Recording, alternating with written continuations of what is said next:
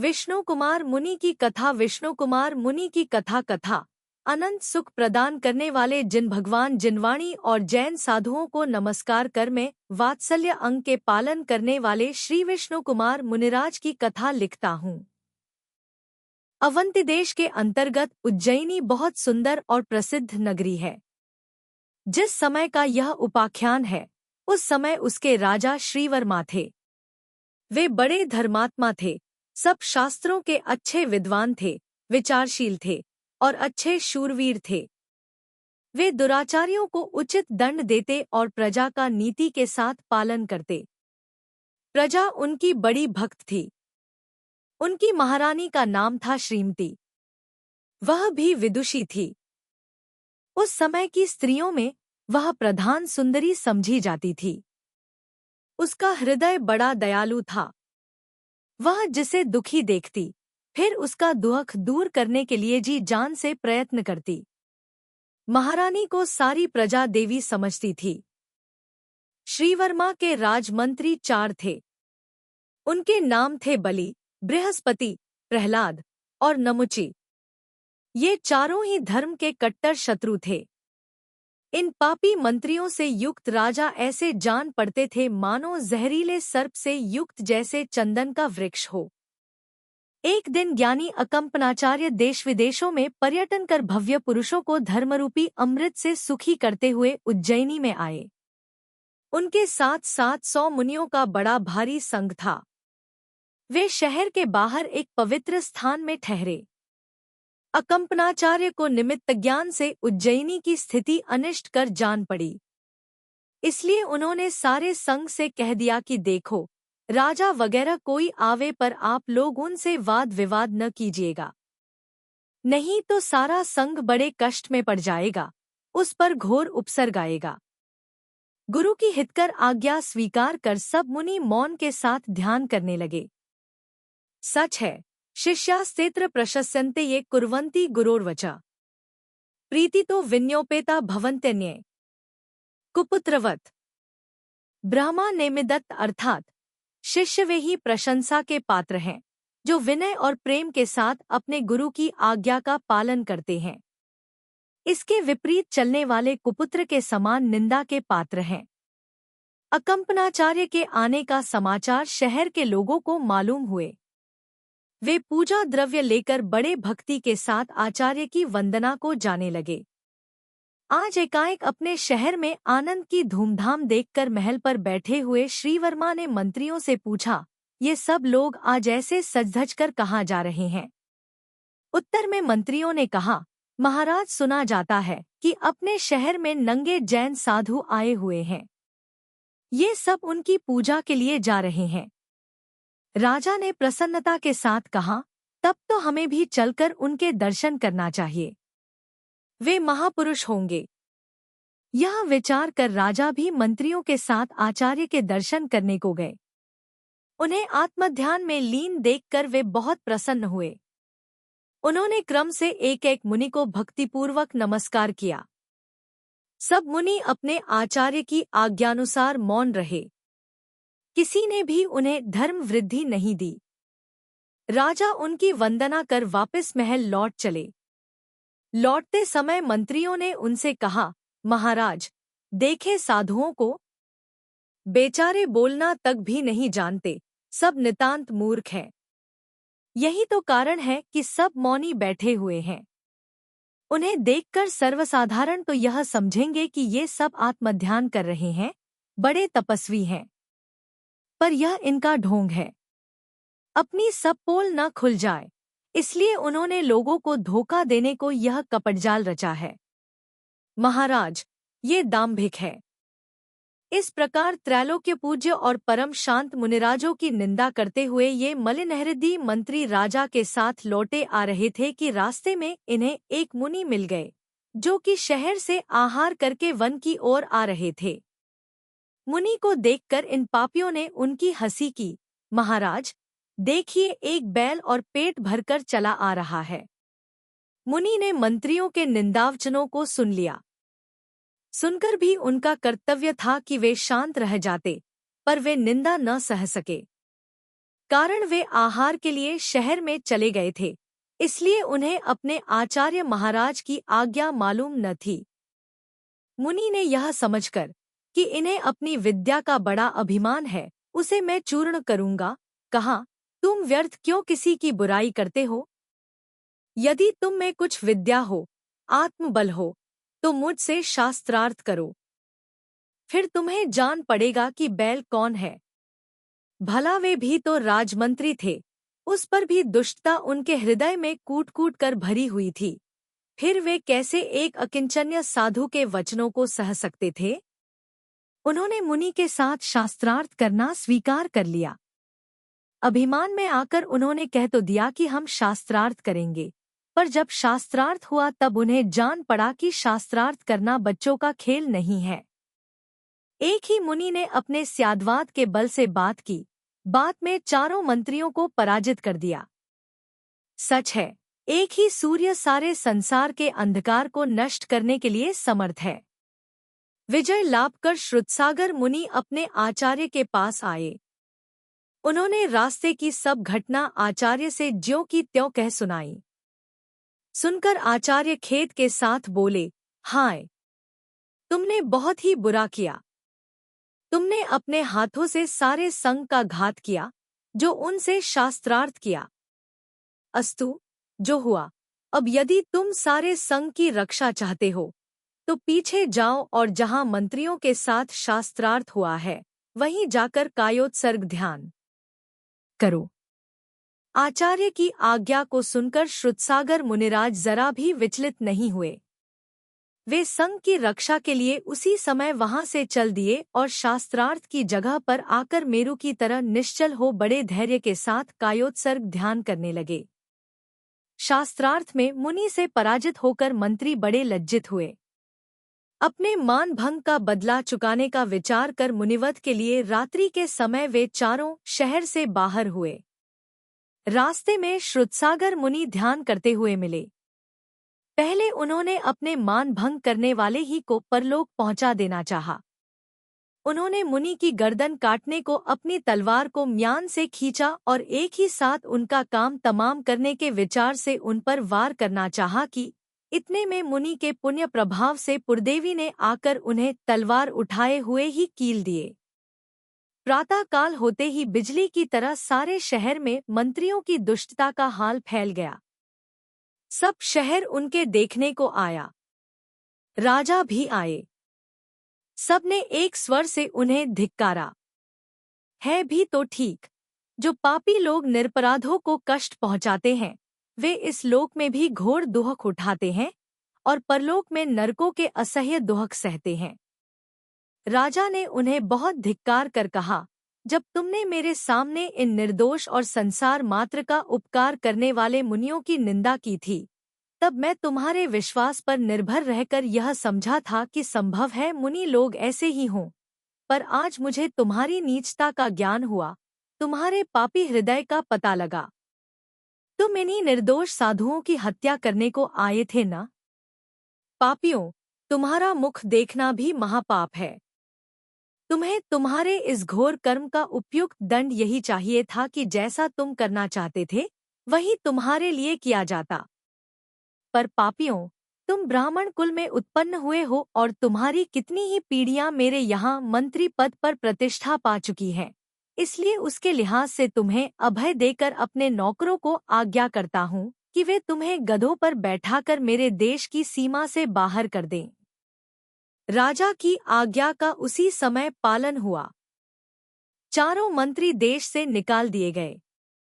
सच है, पापियों की ऐसी दशा होना उचित ही है। धर्म के ऐसे प्रभाव को देखकर लोगों के आनंद का ठिकाना न रहा। वे अपने हृदय में बढ़ते हुए हर्ष के वेग को रोकने में समर्थ नहीं हुए। उन्होंने जय ध्वनि के मारे आकाश पाताल एक कर दिया। मुनि संघ का उपद्रव टला। सबके चित्त स्थिर हुए। अकंपनाचार्य भी उज्जैनी से विहार कर गए। हस्तिनापुर नाम का एक शहर है। उसके राजा है महापद्म। उनकी रानी का नाम लक्ष्मीमती था। उसके पद्म और विष्णु नाम के 2 पुत्र हुए। एक दिन राजा संसार की दशा पर विचार कर रहे थे। उसकी अनित्यता और निस्सारता देखकर उन्हें बहुत वैराग हुआ। उन्हें संसार दुःखमय दिखने लगा। वे उसी समय अपने बड़े पुत्र पद्म को राज्य देकर अपने छोटे पुत्र विष्णु कुमार के साथ वन में चले गए और श्रुतसागर मुनि के पास पहुंचकर दोनों पिता पुत्र ने दीक्षा ग्रहण कर ली। विष्णु कुमार बालपने से ही संसार से विरक्त थे, इसलिए पिता के रोकने पर भी वे दीक्षित हो गए। विष्णु कुमार मुनि साधु बनकर खूब तपश्चर्या करने लगे। कुछ दिनों बाद तपश्चर्या के प्रभाव से उन्हें विक्रिया रिद्धि प्राप्त हो गई। पिता के दीक्षित हो जाने पर हस्तिनापुर का राज्य पद्मराज करने लगे। उन्हें सब कुछ होने पर भी एक बात का बड़ा दुख था। वह यह कि कुंभपुर का राजा सिंहबल उन्हें बड़ा कष्ट पहुंचाया करता था। उनके देश में अनेक उपद्रव किया करता था। उसके अधिकार में एक बड़ा भारी सुदृढ़ किला था, इसलिए वह पद्मराज की प्रजा पर एकाएक धावा मारकर अपने किले में जाकर छिप जाता है। तब पद्मराज उसका कुछ अनिष्ट नहीं कर पाते थे। इस कष्ट की उन्हें सदा चिंता रहा करती थी।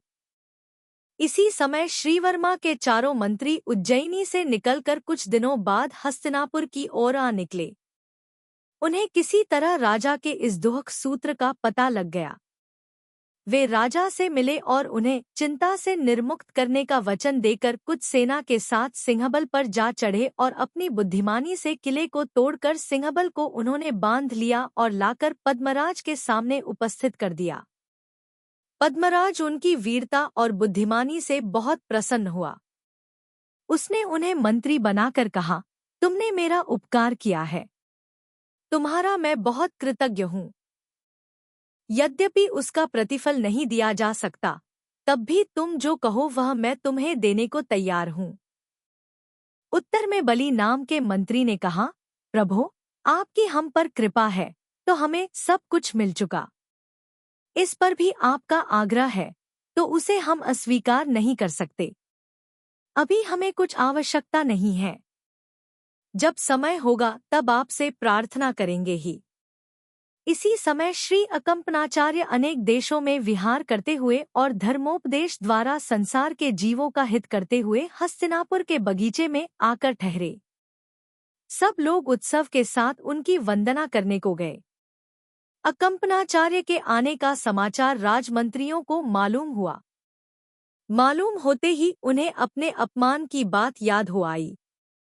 उनका हृदय प्रतिहिंसा से उद्विग्न हो उठा। उन्होंने परस्पर में विचार किया कि समय बहुत उपयुक्त है, इसलिए बदला लेना ही चाहिए।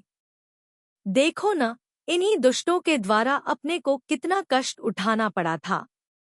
सबके हम धिक्कार पात्र बने और अपमान के साथ देश से निकाले गए। पर अपने मार्ग में एक बड़ा कांटा है। राजा इनका बड़ा भक्त है। वह अपने रहते हुए इनका अनिष्ट कैसे होने देगा? इसके लिए कुछ उपाय सोच निकालना आवश्यक है। नहीं तो ऐसा न हो कि ऐसा अच्छा समय हाथ से निकल जाए। इतने में बलि मंत्री बोल उठा कि हाँ, इसकी आप चिंता न करें। सिंहबल के पकड़ लाने का पुरस्कार राजा से बाकी है। उसके एवज में उससे 7 दिन का राज्य ले लेना चाहिए। फिर जैसा हम करेंगे वही होगा। राजा को उसमें दखल देने का कोई अधिकार न रहेगा। यह प्रयत्न सबको सर्वोत्तम जान पड़ा। बलि उसी समय राजा के पास पहुंचा और बड़ी विनीतता से बोला, महाराज, आप पर हमारा एक पुरस्कार बाकी है। आप कृपा कर अब उसे दीजिए। इस समय उससे हमारा बड़ा उपकार होगा। राजा उसका कूट कपट नहीं समझ और यह विचार कर कि इन लोगों ने मेरा बड़ा उपकार किया था, अब उसका बदला चुकाना मेरा कर्तव्य है, बोला, बहुत अच्छा, जो तुम्हें चाहिए वह मांग लो। मैं अपनी प्रतिज्ञा पूरी करके तुम्हारे ऋण से उऋण होने का यत्न करूंगा। बलि बोला, महाराज, यदि आप वास्तव में ही हमारा हित चाहते हैं तो कृपा करके 7 दिन के लिए अपना राज्य हमें प्रदान कीजिए। राजा सुनते ही अवाक रह गया। उसे किसी बड़े भारी अनर्थ की आशंका हुई। पर अब वश ही क्या था, उसे वचनबद्ध होकर राज्य दे देना ही पड़ा। राज्य के प्राप्त होते ही उनकी प्रसन्नता का कुछ ठिकाना न रहा। उन्होंने मुनियों के मारने के लिए यज्ञ का बहाना बनाकर षड्यंत्र रचा, जिससे कि सर्वसाधारण न समझ सकें। मुनियों को बीच में रखकर यज्ञ के लिए एक बड़ा भारी मंडप तैयार किया गया। उनके चारों ओर काष्ठ ही काष्ठ रखवा दिया गया। हजारों पशु इकट्ठे किए गए। यज्ञ आरंभ हुआ। वेदों के जानकार बड़े बड़े विद्वान यज्ञ कराने लगे। वेद ध्वनि से यज्ञ मंडप गूंजने लगा। बेचारे निरपराध पशु बड़ी निर्दयता से मारे जाने लगे। उनकी आहुतियां दी जाने लगी। देखते देखते दुर्गंधित धुएं से आकाश परिपूर्ण हुआ। मानो इस महापाप को न देख सकने के कारण सूर्य अस्त हुआ। मनुष्यों के हाथ से राज्य राक्षसों के हाथों में गया। सारे मुनिसंग पर भयंकर उपसर्ग हुआ। परंतु उन शांति की मूर्तियों ने इसे अपने किए कर्मों का फल समझकर बड़ी धीरता के साथ सहना आरंभ किया। वे मेरु समान निश्चल रहकर एक चित्त से परमात्मा का ध्यान करने लगे। सच है, जिन्होंने अपने हृदय को खूब उन्नत और दृढ़ बना लिया है, जिनके हृदय में निरंतर यह भावना बनी रहती है, अरि मित्र, महल मसान, कंचन कांच, निंदन थुतिकरण, अर्घावतारन असिप्रहारन में सदा समता धरन। वे क्या कभी ऐसे उपसर्गों से विचलित होते हैं? नहीं। पांडवों को शत्रुओं ने लोहे के गरम गरम भूषण पहना दिए। अग्नि की भयानक ज्वाला उनके शरीर को भस्म करने लगी, पर वे विचलित नहीं हुए। धैर्य के साथ उन्होंने सब उपसर्ग सहा। जैन साधुओं का यही मार्ग है कि वे आए हुए कष्टों को शांति से सहें, और वे ही यथार्थ साधु हैं। जिनका हृदय दुर्बल है, जो रागद्वेष रूपी शत्रुओं को जीतने के लिए ऐसे कष्ट नहीं सह सकते, दुखों के प्राप्त होने पर संभाव नहीं रख सकते, वे न तो अपने आत्महित के मार्ग में आगे बढ़ पाते हैं और न वे साधुपद स्वीकार करने योग्य हो सकते हैं। मिथिला में श्रुतसागर मुनि को निमित्त ज्ञान से इस उपसर्ग का हाल मालूम हुआ। उनके मुंह से बड़े कष्ट के साथ वचन निकले, हाय हाय, इस समय मुनियों पर बड़ा उपसर्ग हो रहा है। वहीं एक पुष्पदंत नामक क्षुल्लक भी उपस्थित थे। उन्होंने मुनिराज से पूछा, प्रभो, यह उपसर्ग कहाँ हो रहा है? उत्तर में श्रुतसागर मुनि बोले, हस्तिनापुर में 700 मुनियों का संघ ठहरा हुआ है। उसके संरक्षक अकंपनाचार्य हैं। उस सारे संघ पर पापी बलि के द्वारा यह उपसर्ग किया जा रहा है। क्षुल्लक ने फिर पूछा, प्रभो, कोई ऐसा भी है जिससे यह उपसर्ग दूर हो? मुनि ने कहा, हाँ, उसका एक उपाय है। श्री विष्णु कुमार मुनि को विक्रियारिद्धि प्राप्त हो गई। वे अपनी रिद्धि के बल से उपसर्ग को रोक सकते हैं। पुष्पदंत फिर एक क्षण भर भी वहां न ठहरे और जहां विष्णु कुमार मुनि तपश्चर्या कर रहे थे, वहां पहुंचे। पहुंचकर उन्होंने सब हाल विष्णु कुमार मुनि से कह सुनाया। विष्णु कुमार को रिद्धि प्राप्त होने की पहले खबर नहीं हुई थी, पर जब पुष्पदंत के द्वारा उन्हें मालूम हुआ, तब उन्होंने परीक्षा के लिए एक हाथ पसार कर देखा। पसारते ही उनका हाथ बहुत दूर तक चला गया। उन्हें विश्वास हुआ। वे उसी समय हस्तिनापुर आए और अपने भाई से बोले, भाई, आप किस नींद में सोते हुए हो? जानते हो, शहर में कितना बड़ा भारी अनर्थ हो रहा है। अपने राज्य में तुमने ऐसा अनर्थ क्यों होने दिया? क्या पहले किसी ने भी अपने कुल में ऐसा घोर अनर्थ आज तक किया है? हाय, धर्म के अवतार, परम शांत और किसी से कुछ लेते देते नहीं, उन मुनियों पर ये अत्याचार, और वह भी तुम सरीखे धर्मात्माओं के राज्य में। खेद।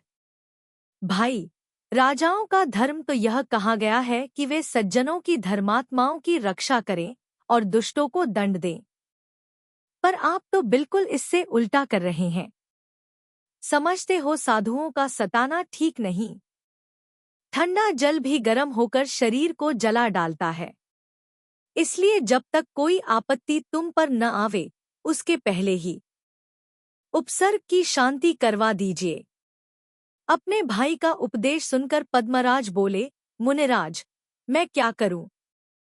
मुझे क्या मालूम था ये पापी लोग मिलकर मुझे ऐसा धोखा देंगे। अब तो मैं बिल्कुल विवश हूं। मैं कुछ नहीं कर सकता। 7 दिन तक जैसा कुछ ये करेंगे वह सब मुझे सहना होगा, क्योंकि मैं वचनबद्ध हो चुका हूं।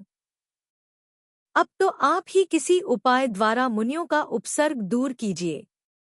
आप इसके लिए समर्थ भी हैं और सब जानते हैं। उसमें मेरा दखल देना तो ऐसा है जैसा सूर्य को दीपक दिखलाना। आप अब जाइए और शीघ्रता कीजिए। विलंब करना उचित नहीं। विष्णु कुमार मुनि ने विक्रियारिद्धि के प्रभाव से 52 ब्राह्मण का वेश बनाया और बड़ी मधुरता से वेद ध्वनि का उच्चारण करते हुए वे यज्ञ मंडप पहुंचे। उनका सुंदर स्वरूप और मनोहर वेदोच्चार सुनकर सब बड़े प्रसन्न हुए। बलि तो उन पर इतना मुग्ध हुआ कि उसके आनंद का कुछ पार नहीं रहा। उसने बड़ी प्रसन्नता से उनसे कहा, महाराज, आपने पधारकर मेरे यज्ञ की अपूर्व शोभा कर दी। मैं बहुत खुश हुआ। आपको जो इच्छा हो मांगिए। इस समय मैं सब कुछ देने को समर्थ हूँ। विष्णु कुमार बोले, मैं एक गरीब ब्राह्मण हूँ। मुझे अपने जैसी कुछ स्थिति है उसमें संतोष है। मुझे धन दौलत की कुछ आवश्यकता नहीं। पर आपका जब इतना आग्रह है तो आपको असंतुष्ट करना भी मैं नहीं चाहता। मुझे केवल 3 पग पृथ्वी की आवश्यकता है। यदि आप कृपा करके उतनी भूमि मुझे प्रदान कर देंगे तो मैं उससे टूटी फूटी झोपड़ी बनाकर रह सकूंगा। स्थान की निराकुलता से मैं अपना समय वेदाध्ययनादि में बड़ी अच्छी तरह बिता सकूंगा। बस इसके सिवा मुझे और कुछ आशा नहीं है। विष्णु कुमार की यह तुच्छ याचना सुनकर और ब्राह्मणों को उनकी बुद्धि पर बड़ा खेद हुआ। उन्होंने कहा, भी कृपानाथ, आपको थोड़े में ही संतोष था, तब भी आपका यह कर्तव्य तो था कि आप बहुत कुछ मांगकर अपने जाति भाइयों का ही उपकार करते। उसमें आपका बिगड़ क्या जाता था। बलि ने भी उन्हें बहुत समझाया और कहा कि आपने तो कुछ भी नहीं मांगा। मैं तो यह समझा था कि आप अपनी इच्छा से मांगते हैं, इसलिए जो कुछ मांगेंगे वह अच्छा ही मांगेंगे, परंतु आपने तो मुझे ही हताश किया। यदि आप मेरे वैभव और मेरी शक्ति के अनुसार मांगेंगे तो मुझे बहुत संतोष होता। महाराज, अब भी आप चाहें तो और भी अपनी इच्छानुसार मांग सकते हैं। मैं देने को प्रस्तुत हूँ। विष्णु कुमार बोले, नहीं, मैंने जो कुछ मांगा है मेरे लिए वही बहुत है। अधिक मुझे चाह नहीं। आपको देना ही है तो और बहुत से ब्राह्मण मौजूद हैं, उन्हें दीजिए। बलि ने कहा कि जैसी आपकी इच्छा। आप अपने पांवों से भूमि माप लीजिए। यह कहकर उसने हाथ में जल लिया और संकल्प कर उसे विष्णु कुमार के हाथ में छोड़ दिया। संकल्प छोड़ते ही उन्होंने पृथ्वी मापना शुरू की। पहला पाँव उन्होंने सुमेरु पर्वत पर रखा, दूसरा मानुषोत्तर पर्वत पर, अब तीसरा पाँव रखने को जगह नहीं। उसे वे कहाँ रखें? उनके इस प्रभाव से सारी पृथ्वी कांप उठी, सब पर्वत चल गए, समुद्रों ने मर्यादा तोड़ दी, देवों और ग्रहों के विमान एक से एक टकराने लगे और देवगण आश्चर्य के मारे भौचक्के से रह गए। वे सब विष्णु कुमार के पास आए और बलि को बांधकर बोले, प्रभो, क्षमा कीजिए, क्षमा कीजिए। यह सब दुष्कर्म इसी पापी का है। यह आपके सामने उपस्थित है। बलि ने मुनिराज के पांवों में गिरकर उनसे अपना अपराध क्षमा कराया और अपने दुष्कर्म पर बहुत पश्चाताप किया। विष्णु कुमार मुनि ने संग का उपद्रव दूर किया। सबको शांति हुई। राजा और चारों मंत्री तथा प्रजा के सब लोग बड़ी भक्ति के साथ अकंपनाचार्य की वंदना करने गए। उनके पांवों में पड़कर राजा और मंत्रियों ने अपना अपराध उनसे क्षमा कराया और उसी दिन से मिथ्यात्वमत छोड़कर सब अहिंसा में पवित्र जिनशासन के उपासक बने। देवों ने प्रसन्न होकर विष्णु कुमार की पूजन के लिए 3 बहुत ही सुंदर स्वर्गीय वीणाएं प्रदान की, जिनके द्वारा उनका गुणानुवाद गागा कर लोग बहुत पुण्य उत्पन्न करेंगे। जैसा विष्णु कुमार ने वात्सल्य अंग का पालन कर अपने धर्म बंधुओं के साथ प्रेम का अपूर्व परिचय दिया, उसी प्रकार और भव्य पुरुषों को भी अपने और दूसरों के हित के लिए समय समय पर दूसरों के दुखों में शामिल होकर वात्सल्य, उदार प्रेम का परिचय देना उचित है। इस प्रकार जिन भगवान के परम भक्त विष्णु कुमार ने धर्म प्रेम के वश हो मुनियों का उपसर्ग दूर कर वात्सल्य अंग का पालन किया और पश्चात ध्यानाग्नि द्वारा कर्मों का नाश कर मोक्ष गए, वे ही विष्णु कुमार मुनिराज मुझे भवसमुद्र से पार कर मोक्ष प्रदान करें।